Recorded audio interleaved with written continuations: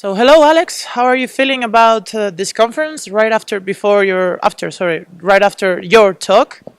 Well, I feel very relieved, obviously, but it's been an excellent conference with some fantastic speakers, and I will definitely be looking forward to next year. So this is your first time here? This is my first time in Copenhagen and my first time in this conference. Okay. So now let's talk about the technical stuff. So I'd like to ask you about the topic you talked about during your session, which was this servlet thing, HTTP and the servlet thing.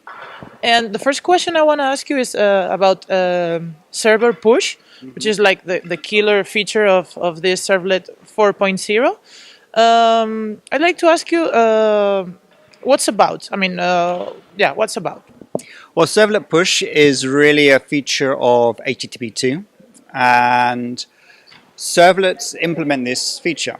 And it's about the server anticipating the resource requirements of the client. So the client makes a request for a page. The server will analyze the page, determine what resources it needs, for example, images, JavaScript files, etc. It will then push those resources to the client before it's even responded to the original request. Now, this is designed to ensure that resources are available to the client by the time the original request is responded to.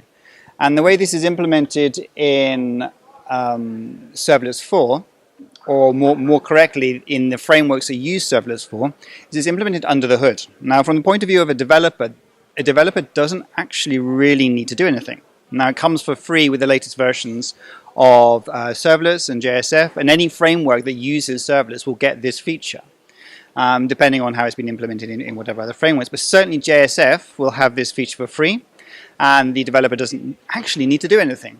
It does have access, the developer does have access to that feature via the HTTP request in a servlet or in a filter if they want to have access to it, but it's not obligatory. So if you're using a framework, the resource is automatically analyzed and sent directly back to the client without the developer actually doing anything. And this is really a key feature of HTTP2 generally, which is that all the changes have occurred under the hood, and from the point of view of most developers, they don't actually really need to do an awful lot other than to ensure that they have the compatible servers that support HTTP2. What are the implications for a developer who wants to migrate to this new latest version? Well, there are two principal issues they need to concern themselves with. One is on the back end, so they need to ensure that the server supports HTTP2. They need to ensure that they are using the latest versions of JSF and Servlets 4. And on the front end, if they are migrating to HTTP2, what they ought to do is to look very carefully at the workarounds that have been implemented to overcome the shortcomings of HTTP 1.1 and decide whether they need to be refactored out. Now, there are various workarounds. For example, domain sharding was used to get over the restrictions on the number of concurrent TCP connections to a particular domain. And a company may implement several domains in order to be able to increase the number of concurrent connections.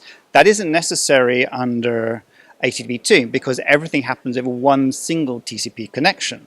And actually having domain sharding could potentially slow down a website, or at the very least, prevent the website from benefiting from the performance enhancements features of HTTP2. So there are much more implementations than just that. But overall, the developer should look at the workarounds that were implemented and to see if they would need to be ripped out. A new development doesn't need to be concerned with implementing those workarounds. They can just simply develop as it is. Now, an interesting point also is that we don't quite know how to optimize a front end for HTTP2 because it's very new. And this is something that a lot of people will need to be focused on and investigate as they go forward over the next few years to see what they need to do in order to really optimize for HTTP2 in the same way that they have very successfully optimized for HTTP 1.1 with many workarounds. And what about the browser support for this HTTP2? All latest versions of major browsers support HTTP2, apart from Opera Mini. Now, an important point to note is that all browsers support HTTP2 only over TLS. So all connections will need to be made secure. Now, this is not a requirement of the HTTP2 protocol itself. You can connect via secure or insecure connections. It is something that browser vendors have decided for themselves is a good idea, to force every single website that wants to use HTTP2 to use a secure encrypted connection. So we can basically say goodbye to insecure connections now. Okay, Which well, is great. Yeah, great premise. So, well, thank you for your time, Alex, and enjoy the conference. Thank you very much. Thank you for the questions.